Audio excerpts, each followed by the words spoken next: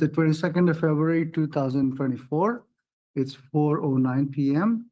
and the meeting of the Library Board of Trustees is now called to order. I'm not going to read to you how to participate in this.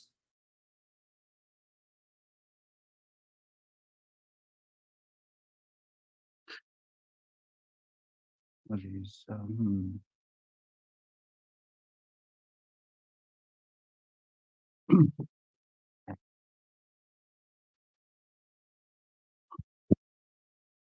Information on participating in today's meeting and providing public comment, including remotely by Zoom or telephone, is on this meeting's agenda, which is online at isearchmonterey.org.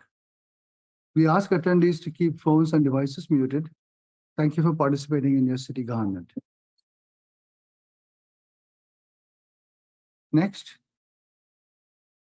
we shall do the roll call. Yes, Trustee Petty, Here. Trustee Felgu, Present. Vice Chair Silvera, Present. Chair Joshi, Present. and Trustee Moreau is absent.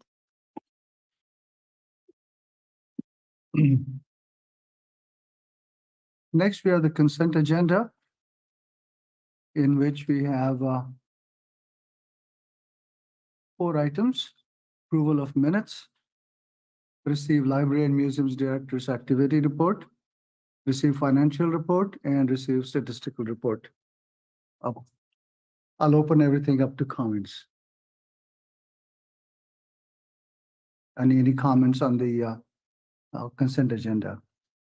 If that includes questions, yes. Yes. A second, let me scroll through on my tablet here. Find the little yellow bar that I used to highlight. Okay. In the director's activity report, one of the lines says, met with staff to discuss the library's strategic planning process, which I think is an important thing to do, to not have it come solely from the director or the board, but that the staff has input. And it says a staff team is working on action items to move the process, the strategic planning process, I assume, forward. Could you tell us a little bit more about how that's going? Because I think it's a very, important thing for us to be doing. Yeah, sure. So actually, we just had another meeting earlier today, Ah, good. and Francesca helped facilitate kind of getting the group forward through the meeting today. The group right now, myself, Kim, Andre Scarza, our local history librarian, Bianca Navarrete Lopez, who's our children's librarian, Andrea Fajardo, who's our teen librarian, Francesca Garibaldi, and am I missing anybody? Ilana Intent, was that? Sarah. Thank you. Sarah Nolan, programming and outreach librarian. So that's the kind of our group is meeting and discussing kind of a timeline, next options, looking at different draft surveys and everything. And we're working together and assigning tasks for different staff to kind of review. And so we just have a process, and we're working internally and looking at scheduling community input sessions and all of that. So we're working right now as a group and team and discussing items. When did that team that you just enumerated, when did they start? February Excuse me. was our kickoff meeting. February 6th is the Mhm. kickoff meeting. So it's really new. I mean, it's only a couple of weeks or so. Yeah. Then I guess I would request that once they have met and thought and talked and strategized enough to sort of have something, to put it crudely, I would invite them or a representative from that group to come here and talk to the board about what the staff team that you just described is thinking of and doing, and not to seek our approval or stamp of approval. I don't mean to do that, but just so that we can have a interactive conversation about it. Yeah, that might be good for next month's Board of Library Well, Trustees. whenever it's appropriate, given how much time the staff has needed to, come up with something Yeah, absolutely. organized. My second question is, in your report, you talk about being on the February 15th CBS morning show. Mhm. Couldn't you talk them into more than 45 seconds? You know, I mean, I sat there listening and watching the aquarium and the otters and, you know, all that stuff. And then finally, and I blinked twice and they were whatever was next on the guy's list. I mean, geez, I expected half the show. you know, it's one of those things that there was another CBS bit that was on the Western Flyer, and I spent like 2 hours giving the guys tours. They recorded a ton of B-roll footage of everything from kayakers going past Pacific Biological Laboratories, the sunset at there, and there was literally 1 second of the left in there. But I was there for 2 hours with them, filming a number of things and walking them through and doing like walkthroughs. Like, okay, do that, another take of that. So for here, it was really quick, and I think they were trying to find that story. But you know, we did a bit like Andres and I actually were in the California history room, and they said, "Okay, roll that out one more time." You know, like roll out that map, that document, because we had a historic map, Oh, yeah. a fire map of Cannery Row that we brought up. And it was like roll the map out and do some books, and we showed photos. And I think all in the end, they're hunting for like a narrative and a story. But I wish I was the producer for that. Yeah. Well, and they might think that things that are more tourist attractions like the aquarium might be of more interest to whoever their viewing audience is, you know. But anyhow, glad you were able to do it, even if it was only for 45 seconds. Every little bit helps.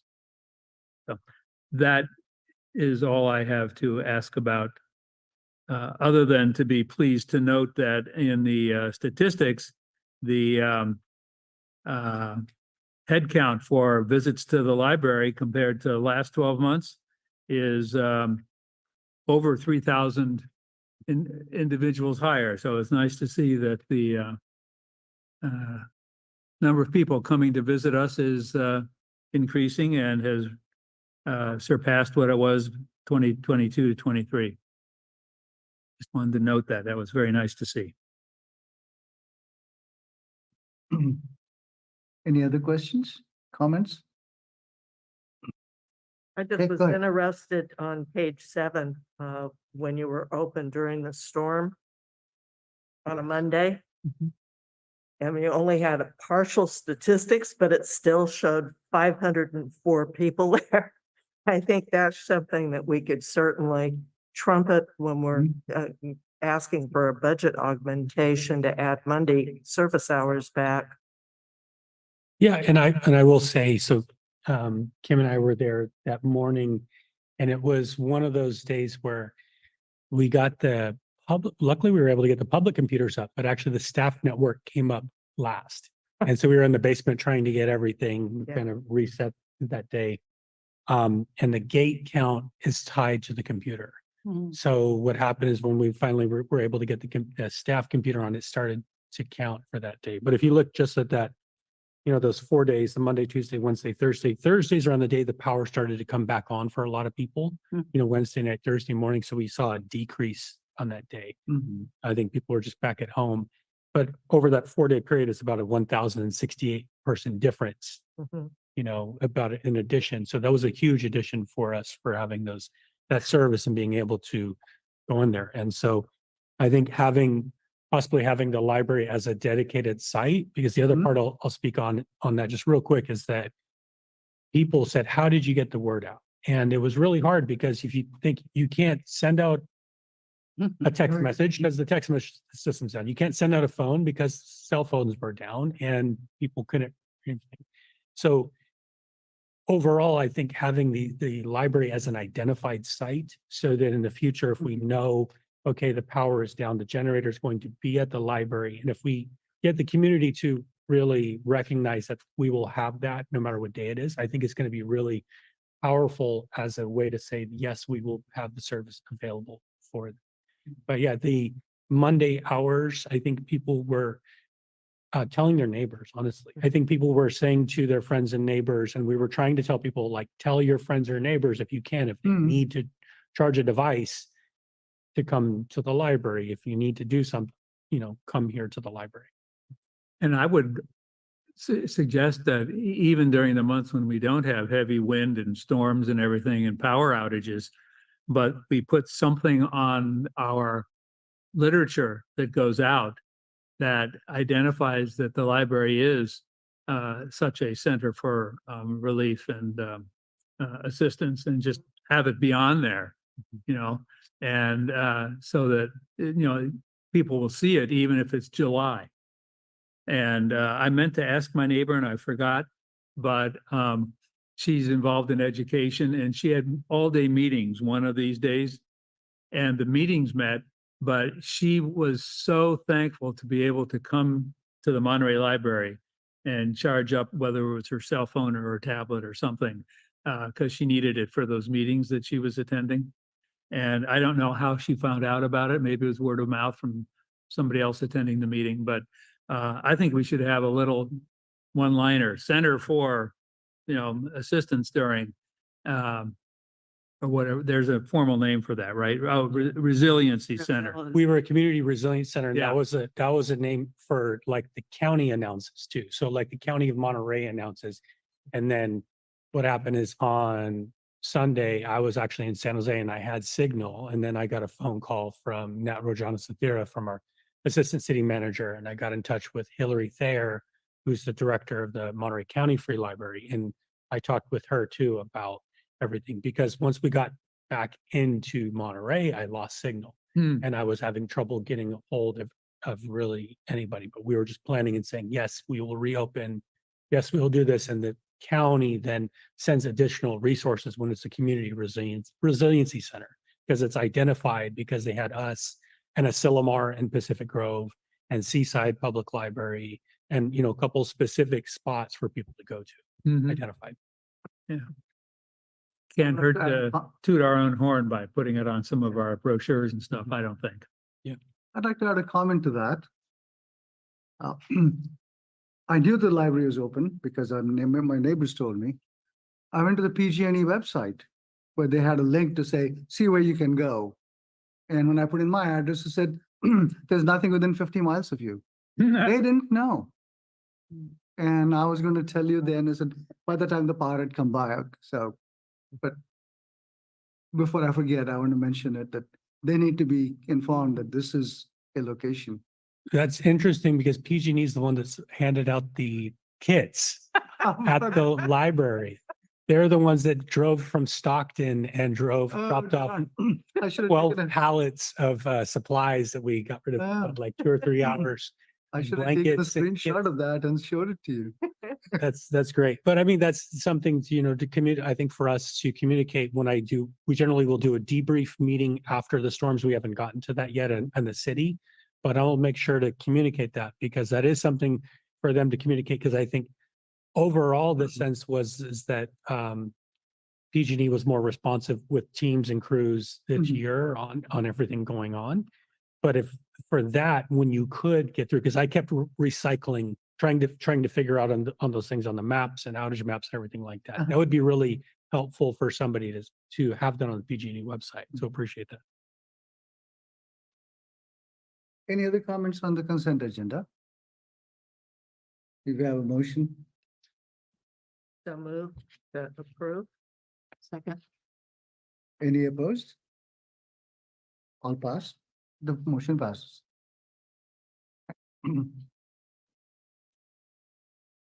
Okay, next we have end of consent agenda. Now we have general public comments. So anybody participating? There are no public comments.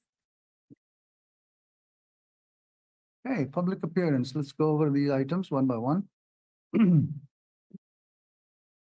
Item number 5, receive update on the benchmark libraries. Thank you, Chair Joshi. Yeah, so in your packet, you're gonna see just a bit, and this is, I don't think we have to go through all of the line items on here too, but if there was anything you wanted me to kind of follow up on, just as this is possibly tied a little bit to the next section, but this is there was the benchmark report that was done with compiled data from 2018, 2019, and there was a report done in March of 2021.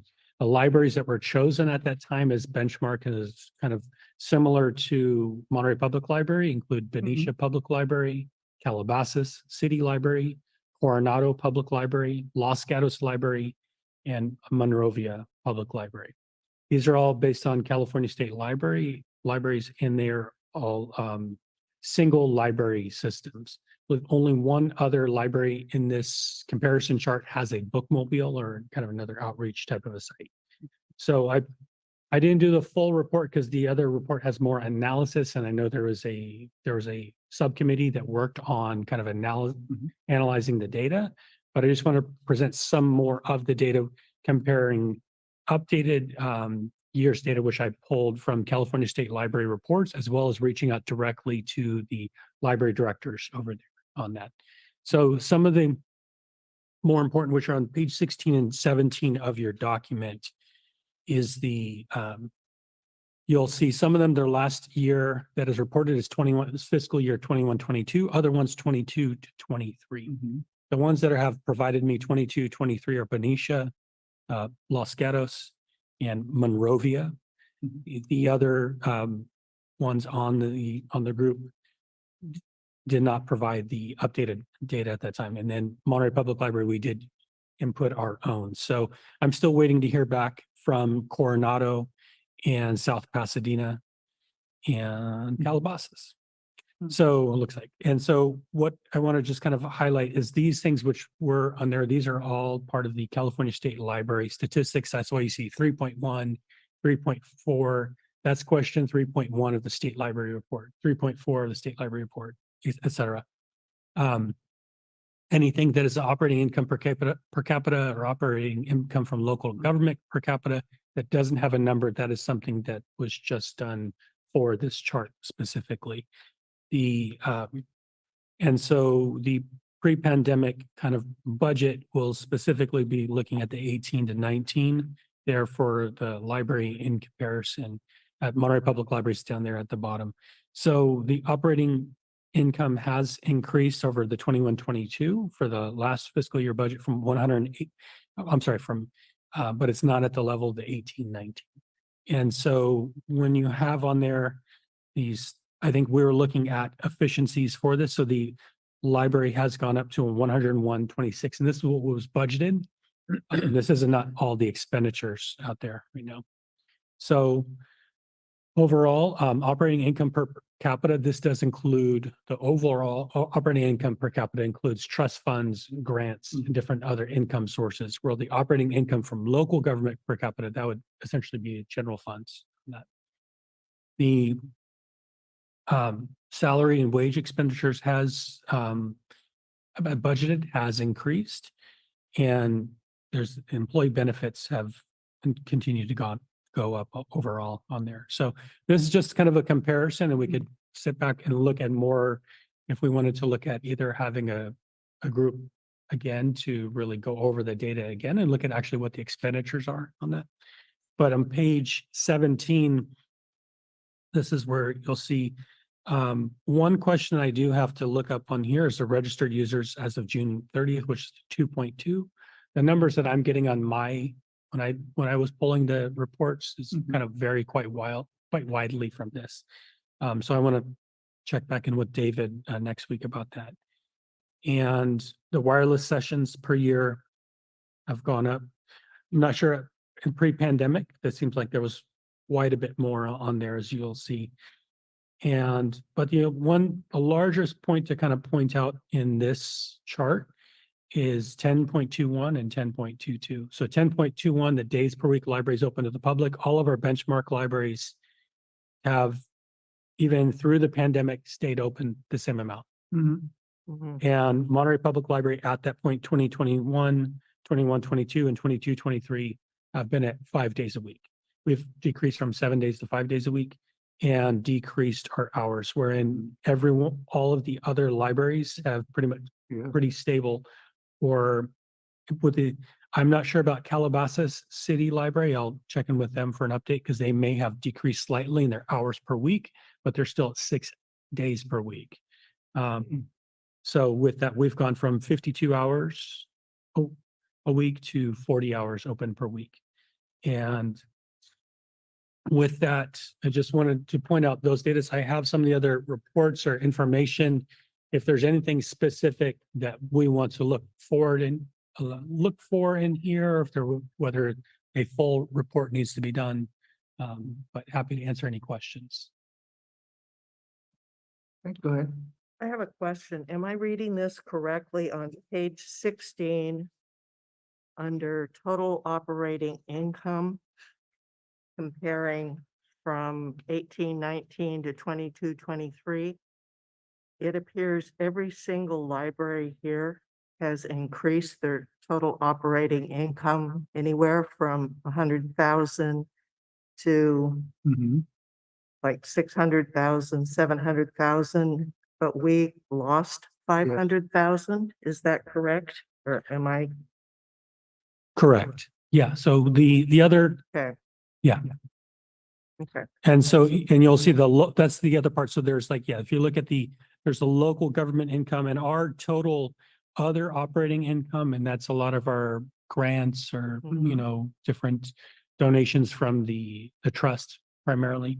Those have been fairly steady, and you'll look at the differences of all the other libraries. Some have very healthy trusts kind of activities or grants, and I think ours has been very steady. So I think looking at the 3.1 is one of the ones to really look at specifically, because 3.2, I think one of the other ones, 3.2 or 3.3 is federal funding and other kind of state funding on there.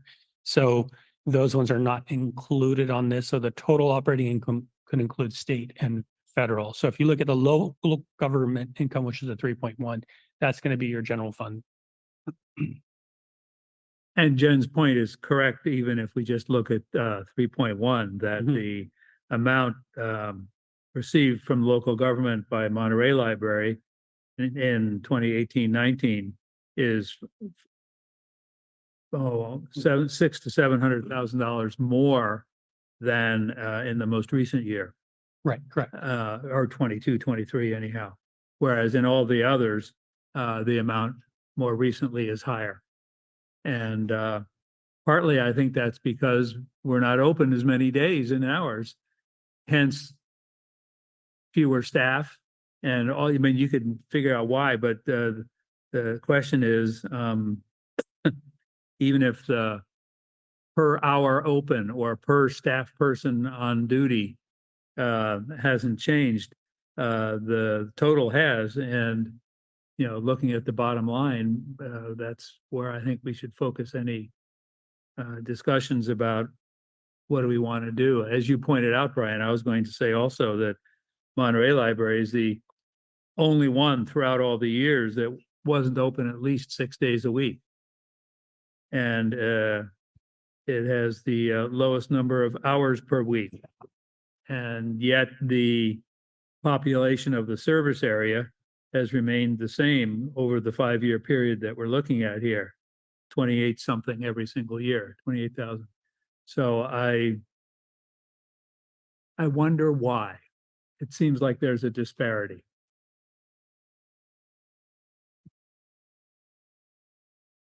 Go ahead. When I'm looking at this, I'm thinking, are we truly serving our community? Yes. When we're not open? Yeah. We don't have service hours, and when our budget's taking a hit like this, and when you're looking at all these other comparable libraries, they managed to keep theirs open, have the hours, and support their library financially. Are we truly serving our community? And in a lot of organizations or departments, the cost of staff is the highest single line item in the budget. So I'm just going to surmise that the reason the other libraries' budgets stayed as high as they did is because they maintained a higher level of staff participation relative to whatever they had under normal circumstances.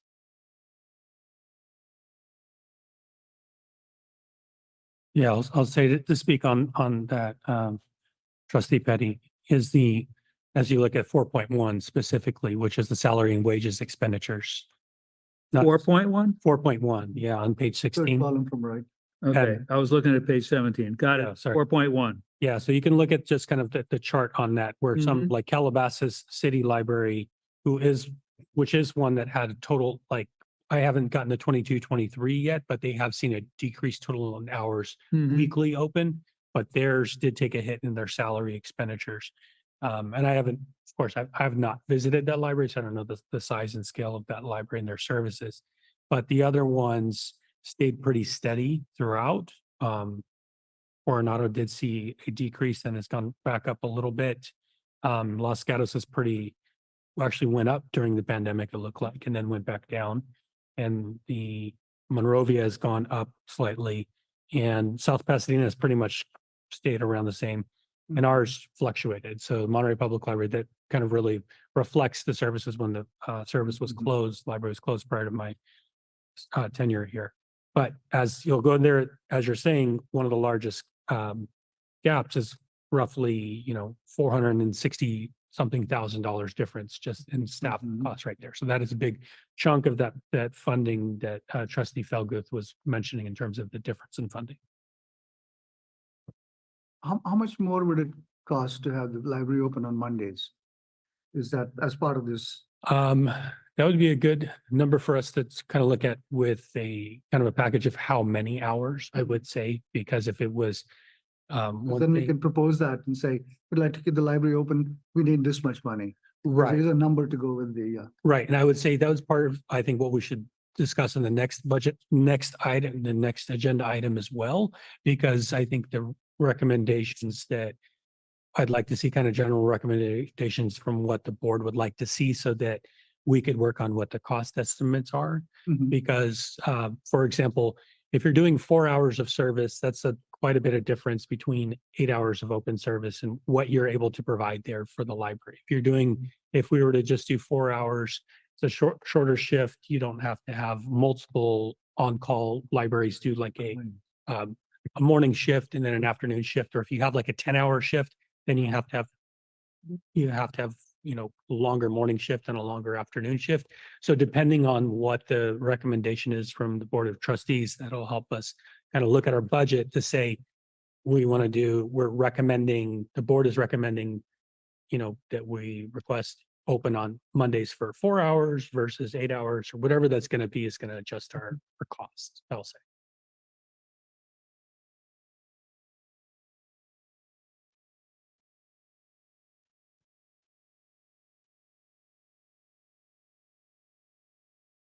next item is receive update.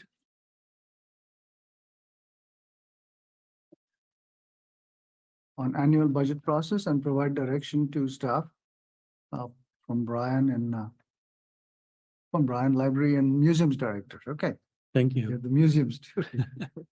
Forgot about that. Thank you, Chair Joshi. So I just want to kind of go over real quick on some of the calendar because we are in the budget season right now with the city of Monterey. And the Board of Library Trustees per city charter recommends the trust fund budget, which then gets appropriated by council every year. So we'll be bringing back our budget coming forward, but I wanted to see also what the board had recommendations for our general fund and trust fund kind of priorities going forward as we're recommending and going into budget discussions with the city manager and budget team. With that, just to highlight for folks that may be interested, the city of Monterey has 3 public listening sessions to discuss community budget priorities and a survey at haveyoursaymonterey.org. But with that, we will have there's a February 26th public budget session at Schultze Park at 6:30 p.m. February 29th, which is over at the Monterey Public Library, 6 p.m. And there's also a public budget session at Casanova Oak Knoll Park Center at 10 a.m. So for folks that are interested in discussing what their budget priorities are, make sure that you go through the survey online or attend one of these budget sessions and voice what's important to you in the community. We had our budget kickoff meeting on February 5th. I was not able to attend because that was the day that the storms knocked out everything. So we were opening up, Kim and I were opening up the library at that time. And we luckily we got the library open, but we attended later and met with the finance team at another time to kind of go over everything.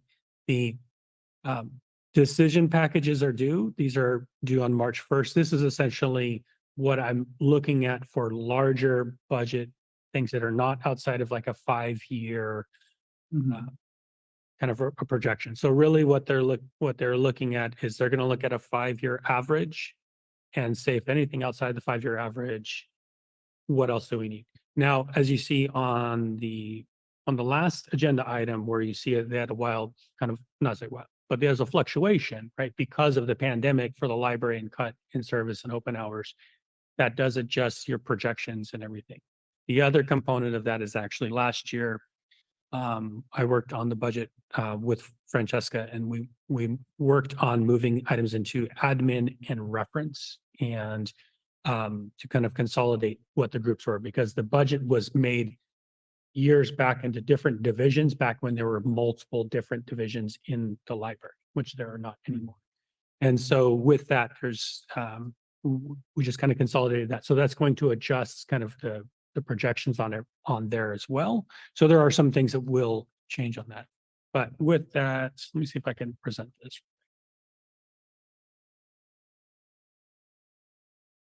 And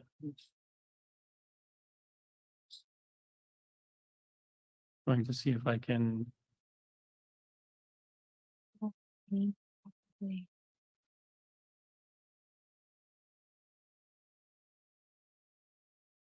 So, but yeah, so with that, I just want to kind of talk over a couple items in terms of the trends that we have right now, largely on the trust fund expenditures that are there, and anything. So just kind of going forward, this is on the budget discussion, and let's see if I can get that going there. So real quick, oh, I went back. I'm gonna go back.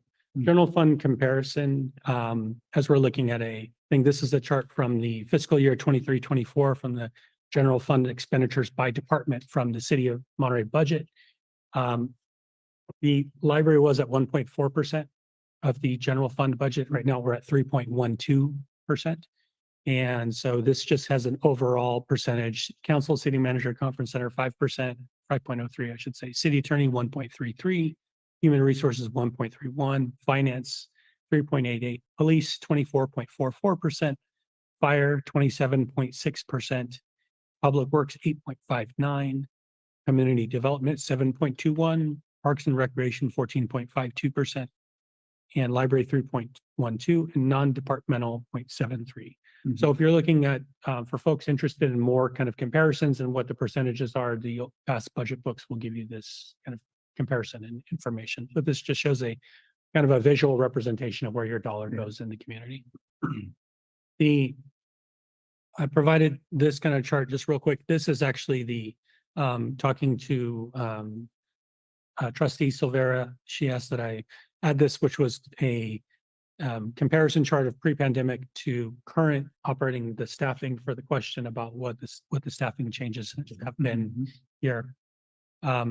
There's from the top, you have the library director and the admin assistant is 1 to 0.75 right now. 0.25 of that is to museums. So that's why it's 0.75 in the library, 0.25 in museums.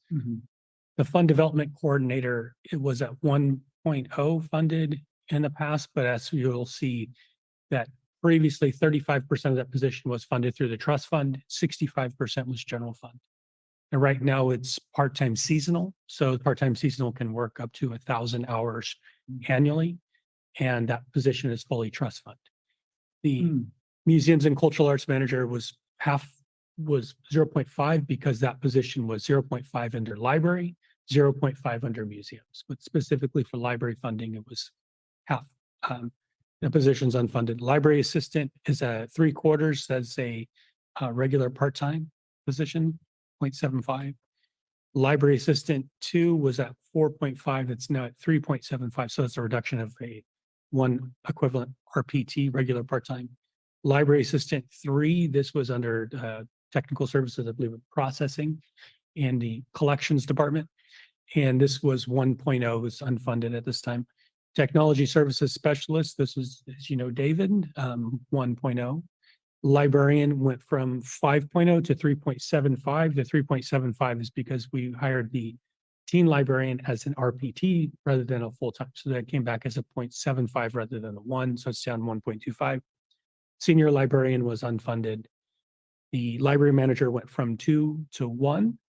And so that brings their total FTE, full-time equivalent, not including part-time seasonal or on-call staffing, from 18.75 to 12. So that's the difference you're looking at the difference in the staffing of what's currently there. Yes, Would it be possible to get copies of these slides? sure. Thank you. Yeah, you're welcome. These are the kind of current trust fund for this fiscal year, the main kind of numbers, kind of expenses and budgeting on there.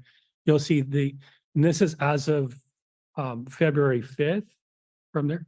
Trustee Petty. Did you go back one slide? Yes, sir. Would it be correct then, looking at the bottom line, to say that compared to, it's hard to read here, is that 2019, 2020? Yes, sir. Yeah. That compared to that year, the current staffing is about, or a little over 1/3 less than it was before, from 18 FTE to 12.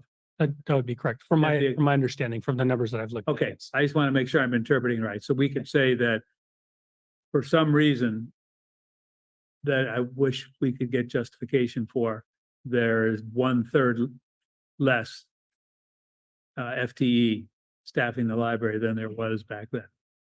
And I will say that was part of, like, I think in the benchmarking part of the group, and I wasn't part of that plan, that was prior to my term here. And I know in the benchmarking, it was looking what are the kind of optimizing decisions and staffing on that to kind of decrease library operating costs, from what I understand from there. So, but to look at what it's going to be going forward and how to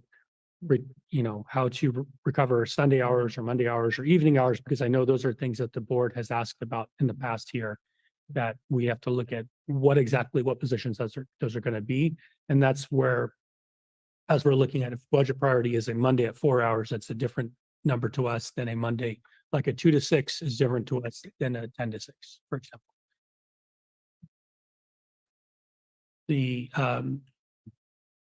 As I mentioned, the trust fund and general fund, we moved to putting things into administration and reference. And so some of these items in here, this is where generally different things like revenues and expenditures also come from our different grants. So you'll see when you appropriate grants for zip books through state grants or the bookmobile, those are generally going to be expensed out of our trust fund. And so the staffing, this is right now the position, which is our fund development officer at the top, staffing as of February 5th. So this is, as a reminder, this is a fiscal year. So you're looking at July, August, September, October, November, December, January, and pretty much through the end of January right there. And so it's around 7 out of 12 months. The staffing is 29,823 out of 47,810 budgeted. Printing and postage, 1,554 out of 10,000. And this is, I will say, this is specifically trust fund. We've been spending a lot of the other fundings are going out of general fund primarily. Operating supplies, travel and meetings, 2,006 and 1,000 was budgeted. Partially that was because we went to Ohio to receive and do the sign off on the bookmobile. So to receive the bookmobile, we actually had sent somebody out there. And so that's where some of that cost came out. Equipment outlay, 5,192. This is also grant funded right here. Printing and postage off, and then goes to reference. The operating supplies, 8,271. Contractual services, 12,236. Library materials, 5,967 and $30,000 budgeted. So right now we are spending our funding for library materials primarily out of the general fund budget. And the library materials coming out of the trust fund are tied specifically to different grants that we have in there. So just kind of bring that to your attention right there. So moving forward, if there was anything specifically that we wanted to identify through trust fund as well that we looked at, we're looking at revenue projections pretty similar to what we had in this past year. But if there are new kind of like higher expenses, anything we want to bring forward on that. Just kind of a couple highlights off of that. Just highlight once again is that the one position currently in the trust fund is through the trust fund budget specifically, which is that's 810, 550, 5510, 4103. That's the specific account code. That's a fund development coordinator. I believe it may need to be increased this next fiscal year slightly. The position is a max 1,000 hours annually per city code. So the part-time seasonal can work a maximum of 1,000 hours. The as I mentioned in there, the library materials account, that's the 810, 550, 550, 5530, 4254, 30,000 was allocated, I believe. But we have not spent that much because primarily we're spending all of our grant funds and everything going through the 110, which is the general fund budget at this time. So, and as a reminder, as we look at our budgets going forward, we have two divisions, which is the administration, 5510, and reference services, 5530. The other units have been consolidated primarily into reference, which is 5520 support services, 5540 youth services, and 5550 reader services. Again, we had a larger staff, a larger management team at the time overseeing specifics.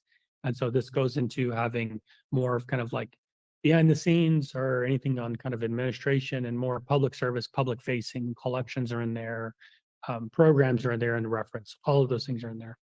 And I'll use the example of when I came aboard, there were specific smaller budgets in different units. So then we'd have to do more fund transfers internally, because if you budget $500 for staff training, $500 for staff travel, $500 for staff travel, $500 for staff travel, and we go to Ohio and it costs $2,000 to get the plane tickets and travel and all that. The other budgets are all $500 over, and one is $1,500 under. So it's consolidating that into one that can be used. And we're tracking our expenses through project codes, through the finance department, through the grants. So what that allows us to do is pull back and report back to the grant if we need to be audited for that on that side. With that, and stop share for now, but any questions in terms of larger priorities that the board is, any kind of things you're looking at for us to identify as highlights for this budget season as we're starting to work on the budget for the city? My understanding from our meeting the other day was that while the board has jurisdiction over the trust fund budget, we do not really have oversight over the general fund budget. But it seems like these issues of staffing, of hours, they are of great concern, and I wanted to know, and if you have to turn in an amended budget request on the 1st of March, then it's at this meeting that we have to sort of say what our preferences would be for you to request. Is that right? I think at this point, it'd be good to have just a general, unless we held another special meeting at another time to kind of with the Board of Library Trustees for something specific. Mhm.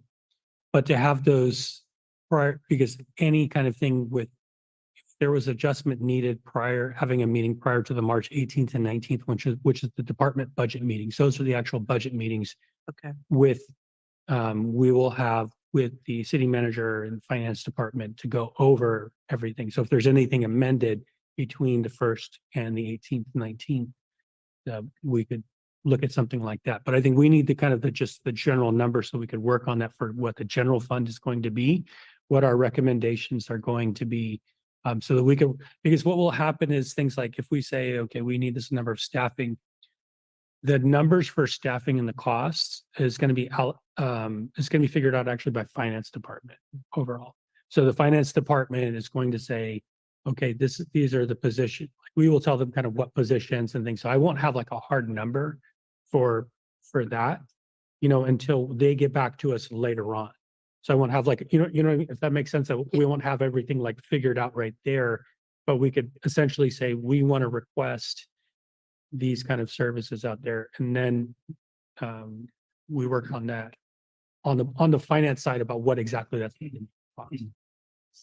So, and I wasn't that involved in the process last year, but last year you did ask for an additional library assistant, regular staff, not part-time seasonal, and that was denied. Is that correct? Correct. Okay. And their reasoning for that, they did not give reasoning? I think it's just not funded at this time. They just, it was not funded. It went back and forth. We were funding other kind of, Right, so the team librarian position was funded, but at a reduced. right. And so that was a going back and forth about what we could get. Yeah. Out there. And I think for me, I know just in the different priorities for even for council is to look at getting the library open. And I believe kind of operationally, we need at least one other dedicated person, which would be that library assistant too. And as Kim and I have discussed as well, the what tends to happen is, that you need somebody that's assigned there for that time, because we are pulling in staff that work at Monterey County Free Library, that work at Harrison Memorial, that work at PG Library. And if you're asking them to work on-call hours, but you have a dedicated that you're open, you can't have it just a specific one person or two people. You need a backup of somebody who is going to be there. That's their dedicated shift. Now, if that person's out on leave, whether that's protected leave or sick leave and vacation leave, then we can get the on-call and support to fill in those hours. And that's where I find like to me, the regular part-time library assistant is the way to possibly as the minimum to go if we were to just do kind of a 4-hour shift, because we do have a funding from our part-time seasonal, our on-call hours. So we would have that. We really would not be providing any programs or any other additional services. It would be kind of minimal service on that Monday. But with that, I think that'd be the kind of the least cost would be something like that. Right. Is it the case that if we opened on Monday Mhm, for 4 hours, mhm. it is 50% of the cost if we stayed open for 8 hours? It would seem to me that there's some like start up the day costs, and then there are the salary costs or whatever for 4 hours, 5 hours, 6 hours, 8 hours. And it's not double. I mean, if we stay open for 8 hours, it's not twice what we would spend on 4 hours. And in fact, if you amortize it, it's probably less per hour the more hours you're open. Because I'm just picturing a big, if you're open for 1 hour, there's all this to get started, and then you have an hour or 2 or 4 or 6 or 8. So I guess I would, since what you talk to them about on the first can be amended later on, I guess I would like to have the discussion start with a 6th day that's just like the other 5. Yes. And I will say off the top of my head, I can look up the numbers of the staffing that we have there, but with that, you're looking at us generally on a regular day, person's working maybe 1 to 2 hours, then switching. So you have multiple librarians every day on the desk. And so the person's going, if it's 10 to 12, they're doing 10 and then they're gonna swap. And so it's not that we have 2 librarians in a day, you have multiple librarians throughout the day and the on-calls throughout that kind of a day, and the pages and different people. And the people are working, generally the on-calls are working a 4-hour shift, and they have a maximum, the same as the other ones, a maximum of 1,000 hours that they can work annually as well. So we have to kind of spread out where we can fit those people. I could say for Kim, I'm trying to think of how many typically we have. off the top of your head, the number of like library assistants or librarians you would have? For an 8-hour day, like bare minimum, probably 2 librarians and 2 library assistants, but we would also need some extra people around to cover lunch breaks and stuff. Um, that would be pretty bare bones. So I would say just for that, trustee Petty, what happens is that it is, yeah, I see what you're saying over there. I think we could do a cost analysis basically of the Monday versus Tuesday. The other part that I just kind of pulled in there for the 8 hours is because if you're doing like regular part-time and they're doing a 30-hour a week, and I had looked at kind of them maybe doing 6 hours a day, Monday through Friday, because that's like essentially what our teen librarian is doing is Tuesday through Saturday. So if you're doing 10 to 6, you have to have them work at least 8 hours. So then the number of days that they're there, because the thought with the RPT, regular part-time library assistant, is that person would not only work on the Monday, but also work on outreach with the bookmobile or outreach of stocking any kind of getting locker systems out there in the community so that we could have people pick up their holds in other areas. So that kind of service would be there. It would just change the number of hours per day that person could work, because they wouldn't be able to do a 10 to 6 if they're only there 6 hours a day. Maybe I'm going about it the wrong way by not looking at all the nitty gritty that you're talking about now. But when I look at the last year, which was 2019-20, that we were open 7 days, the general fund, the local government contribution was about $400,000 more than it was last year for 2 days. So I know we're talking about inflation and dollars and everything, but it sounds like if we cut that difference in half and adjusted for inflation, that's what it would take to be open a 6th day compared to what they funded us for when we had 7 days and compared to what the most recent year of only 5 days was. And so if there's any logic to that comparison, maybe that's what I would start with in terms of asking for how much more in order to at least go from 5 to 6 days. Yeah. And I will speak back to trustee Silvera's question and comment regarding the general fund budget, which is the trustees do not have direct oversight over the general fund budget, but you do have over the operating calendar and the schedule of the library. And so for us, it's like, the library director comes and says, hey, this is our operating schedule for the year. We want to change these dates, or what days are we want to close. And essentially we come back and forth and say, yeah, we could do it with this, because the trustees can say, yes, we would like to be open on Monday. Right. And that's where I see, your power is under the oversight of the hours as well. That's my understanding. We wish to be open. So, The trustees yeah. wish to be open.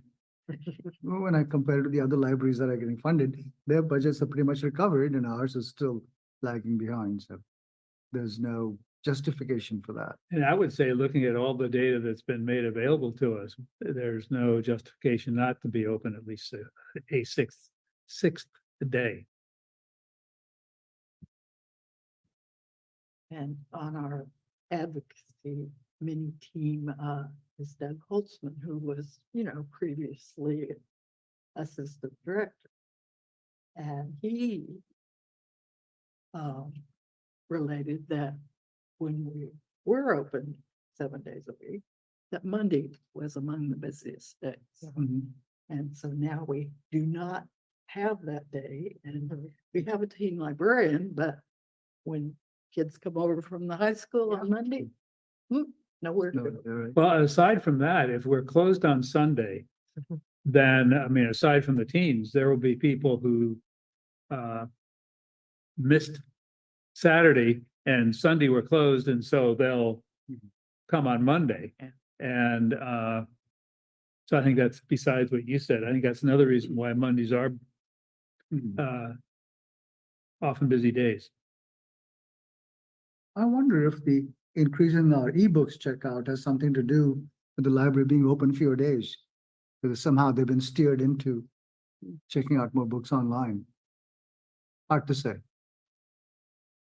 Hard to say. I will say, I think that there was just a change in the funding during the pandemic and the library is not recovered. And if we are looking at a projection that's a kind of a steady projection, we aren't going to, especially if you're looking at a 5-year kind of an analysis and the prior years were a decrease of time, then you're not going to get back to that number anytime soon. So if we're looking at the kind of the funding back to where it was as a percentage of the overall budget, or if you're looking at the percentage of as a step, it's going to be a slow Right. increase and to get back to the service where you may need the funding for that position. Because I do think it's going to need, with people working right now, 5 days a week, they work Tuesday through Saturday, which is a linear and day, and then they've got Sunday and Monday off. And so if we have, there are a few of us that do work on Monday right now in the administration and side of it. And so that's where my feeling has been Monday's the easiest way to reopen because we already have a couple people already inside the building. And then we could get that kind of the limited service on that would be ideal because then you're still having Monday through Friday, Tuesday through Saturday.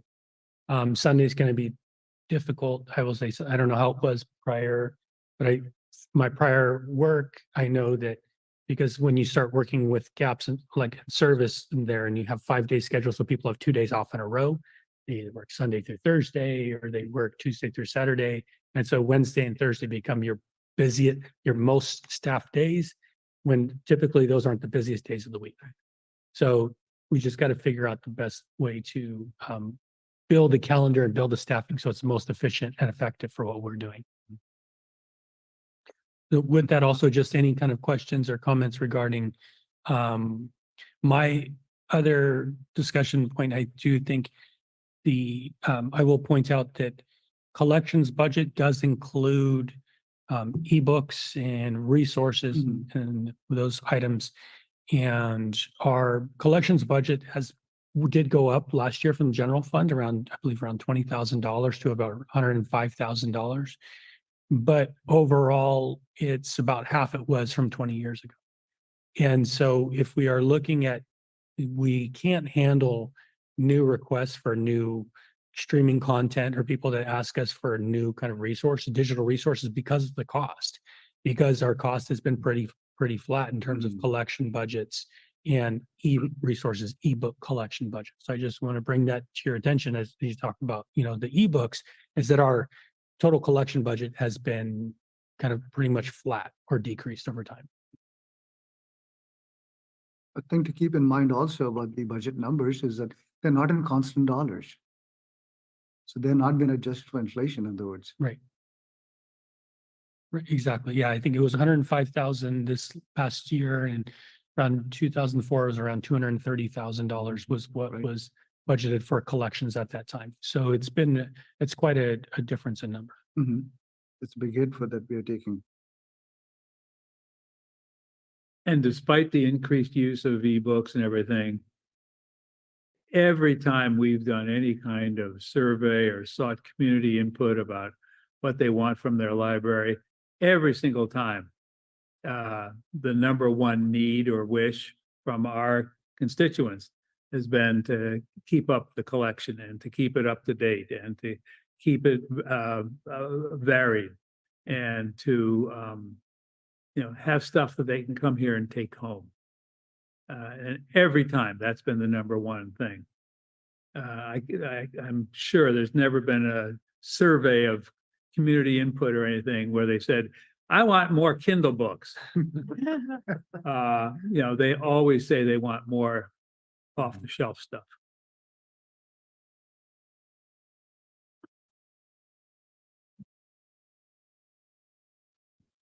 Anything else on this item? Move on then. This is. Read this. Item 7, receive update on the Board of Library Trustees and Monterey Public Library Friends and Foundation Advocacy Group. That would be you. Well, I'm the only one here, Marcia. Marcia's not here, huh? Way. The Friends and Foundation members are very busy with chocolate and wine and other things, and they weren't able to be here. So I will just give a brief report.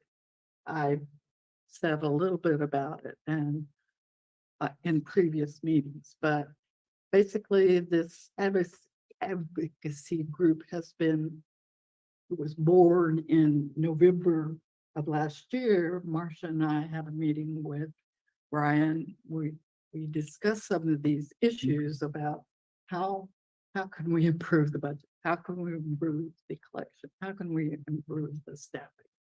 And that kind of thing. And how can we make the community aware that we have not bounced back enough from the pandemic, that our funding was cut, our hours had to be cut also. And I don't know that the whole community is aware of this. I mean, we're always judged the best library in the area in the Coast Weekly. Also, we have new city council members. They may not be so aware of the problems that have come because of the pandemic.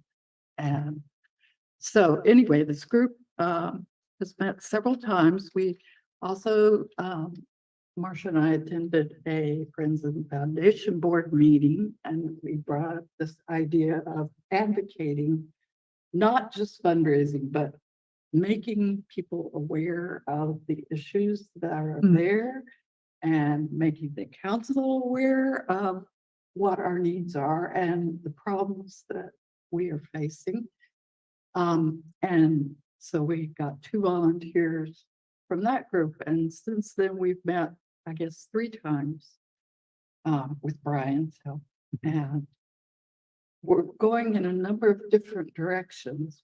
One of them is to get input from the community on the value of the library to them. And this is approaching members of the community individually, also asking key people in the community to say, you know, what the library has done for them or what it means to them.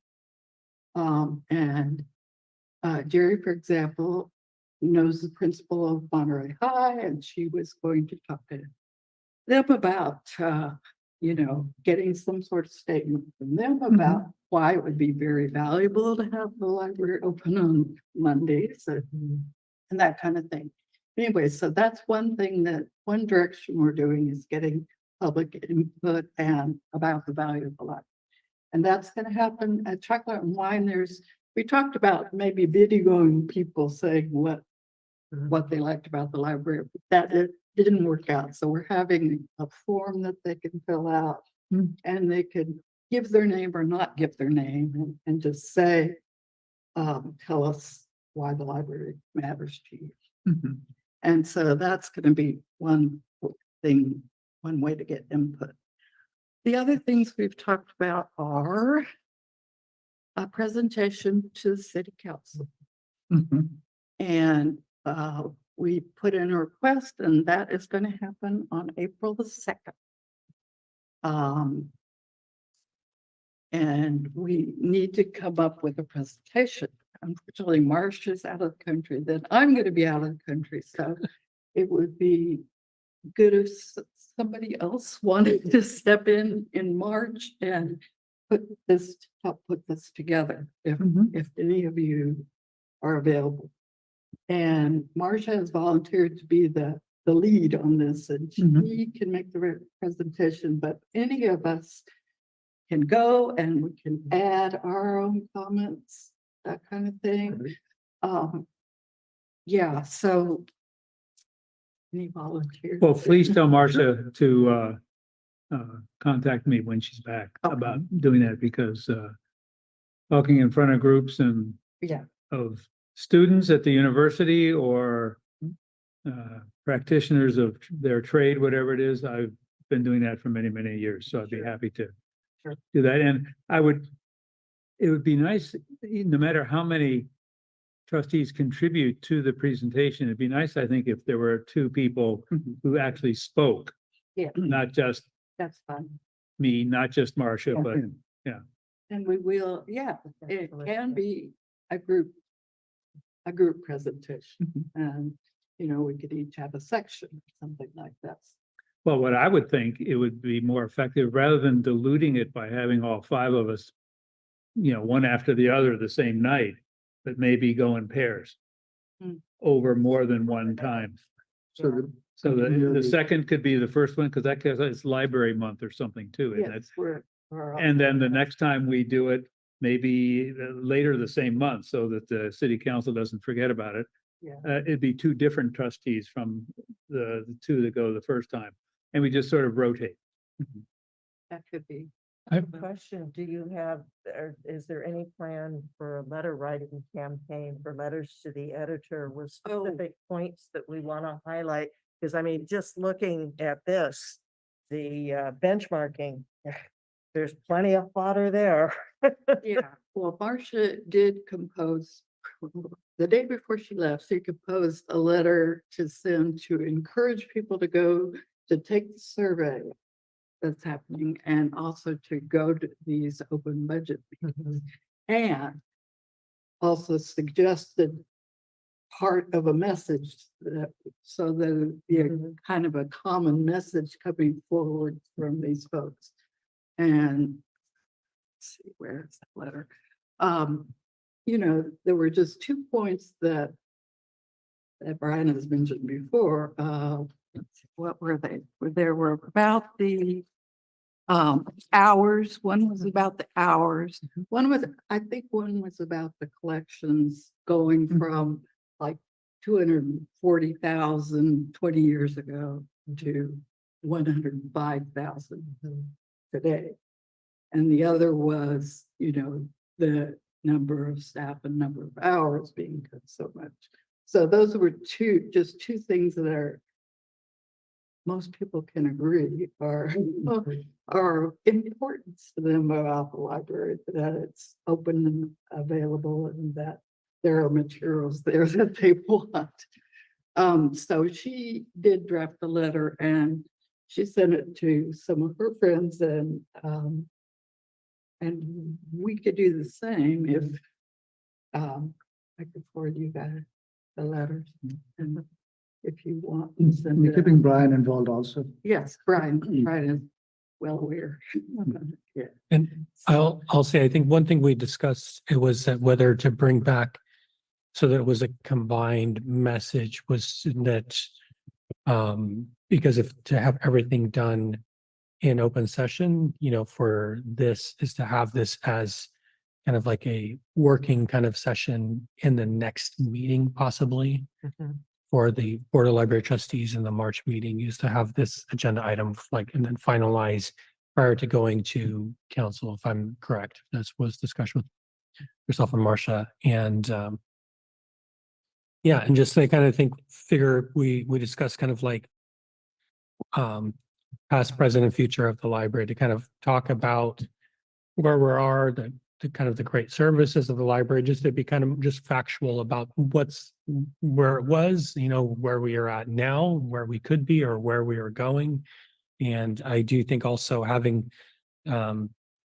just kind of a connected interest from the Board of Trustees also about the facility, because I know that is something also that with having the facility study about whether it's the recommendation is a brand new building or is a remodeling, and having a collected kind of this is what we see as importance, I think would be a great kind of a thing, you know, talking about that on the history, like, you know, we're first public library in California, and just having some of those kind of data points. And then, you know, we're one of the oldest libraries here on the peninsula now in terms of our building and age since last being remodeled. And number of years being, as you mentioned, best from the MC Weekly. So all of those kind of things and kind of talking about, the kind of the accolades and what makes us unique and what makes us great.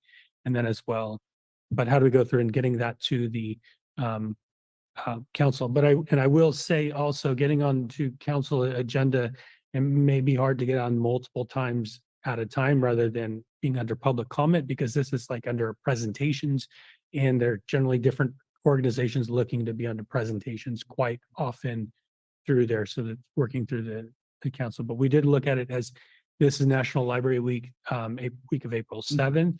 Mhm. And this is the 175th year of the Monterey Public Library.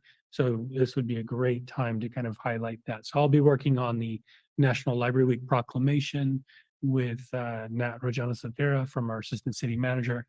And, we can come back and discuss more, but I do think it would be good to put this back on the agenda for March after the kind of the biweekly meetings that I generally have with Chair Joshi, which Vice Chair Silvera has been attending in his stead.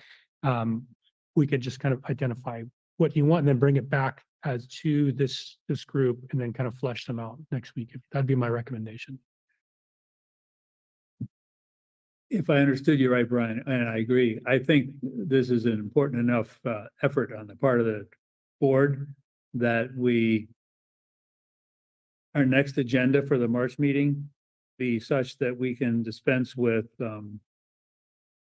things like the consent agenda quickly and really, there are many city council meetings that are one item meetings. You look at the agenda, there's only one thing. And so it wouldn't be unprecedented for us to dispense with the quickies and have the bulk of our hour and a half, whatever that day in March, be devoted to discussing this presentation, which things we think are most needed, most valuable, and so forth, so that we have kind of a unified agreement as to what the board will say it wants.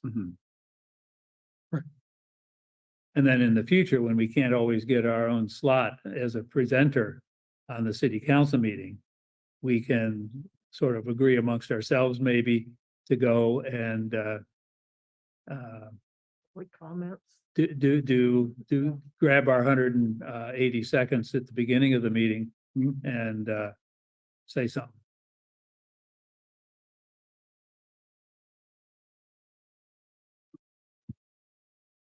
And thanks for all the extra hours, Gene. I was gonna say, yeah, you're doing great and Trying to learn. we'll have to learn from you next. Okay. Moving on, trustee comments, any people online? None? Okay. Trustees may ask a question, clarification, et cetera, make a brief negotiation. We'll start with you, Jen. Not a whole heck of a lot, just fired up to advocate for the library in whatever way we can. I'll tell you, looking at that benchmarking report was a real eye opener for me. I found a couple of things right there that would make a great topic for a letter to the editor. So, yeah. Well, yeah, the letter to the editor is different from what we had talked about. But Exactly, is but great. still, And it because gets, I really don't think the average person in the city of Monterey is aware of these statistics. I think it would be a real eye opener for them too. So, Your turn, Jenny. just wanted to say that I went to the presentation on Ray Ruppel's photography. It was excellent. I enjoyed it very much. And I think Andres is doing a great job. All the staff I've seen in action are, I think, really outstanding, even though we don't have enough of them. that's true. Your turn. I'll just mention what this guide is that I put on everybody's desk there. As you know, my career for probably the last 3 decades has been involved with senior or older adult services from being on the State Commission on Aging. Jerry Brown tabbed me to do that. And I've also been on several advisory committees for the Monterey County Department of Social Services, specifically that portion of it that is part of the logo in the lower right corner of the cover of this, the AAA. In the senior services world, that doesn't mean you need your flat tire fixed by somebody from the auto club. The AAA stands for the Area Agency on Aging. And I started working with people from throughout the state and meeting with staff in Sacramento. We met in the discussion room at the Department of Rehab right by the Capitol building. And we finally came up with this idea that initially ADRC was Aging and Disabled Resource Center, but it really wasn't a center. It was a way for people to get connected to many services at once. And sometimes that's called the no wrong door policy, meaning that you don't have to go to one door or phone call or fill out a form to get help with transportation, another with nutrition, another one with housing, et cetera, et cetera. So we finally got it changed to ADRC, as you can see a little bit of the logo there, Aging and Disability Resource Connection. And we are one of, I'd say around 10 counties only that has been approved by the State Department of Aging to be and have an ADRC. And I am currently chair of the Community Input Advisory Committee for the Monterey ADRC.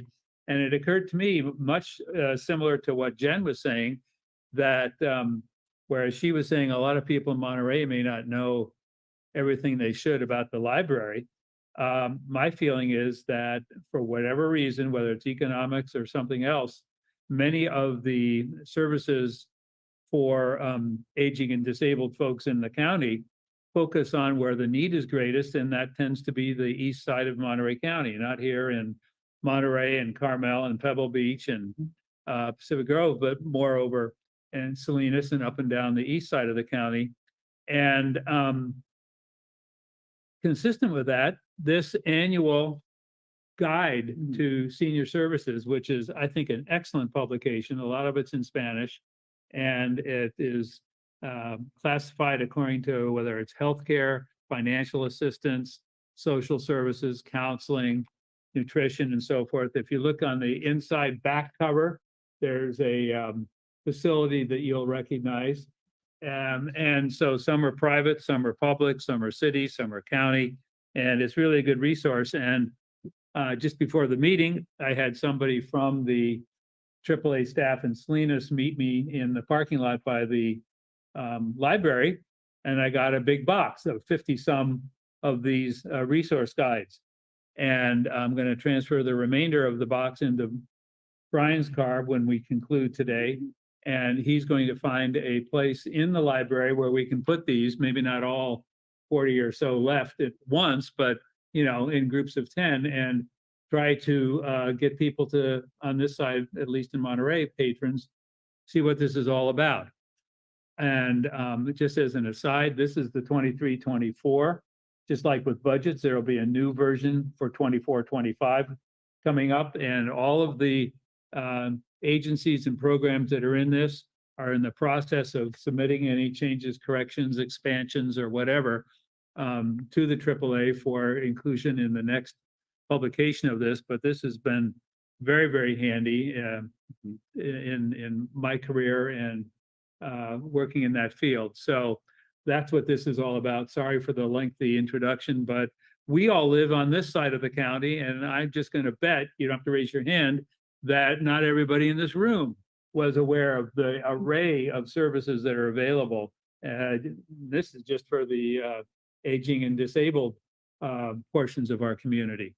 So anyhow, that's what this is. That's what's in front of you. That's what will be somewhere, I don't know, where we have other things that we put out for people to take in the library. And there may even be a little blurb about this, letting people know of its existence in one of Brian's e-blasts that he sends out with articles and updates on programs and things that we have available to our user population. So there we go. That's my long-winded explanation of why you got this in front of you. And if you look at this and have any questions or whatever, I will be happy to try to answer them, or you can call the appropriate number. No, I'm glad you brought this over because I was not aware of it myself. Yep, And that's, so- and you're not alone, my friend. My comment is I'm pleased to see all the enthusiasm that the advocacy group has brought into this effort. And I hope to see everybody on Saturday, those who can. I realize Jen can't, but. And I'll just mention that we got our final MC Gives check in with they give out an additional percentage. So our check will be for $73,218.84, our highest MC Give campaign that we've had. And for a reminder for folks, this Saturday is our chocolate and wine event, and we have over 300 people registered. So we have a great attendance this year. The online auction is open for anybody looking for that as well, but look forward to seeing you guys this weekend.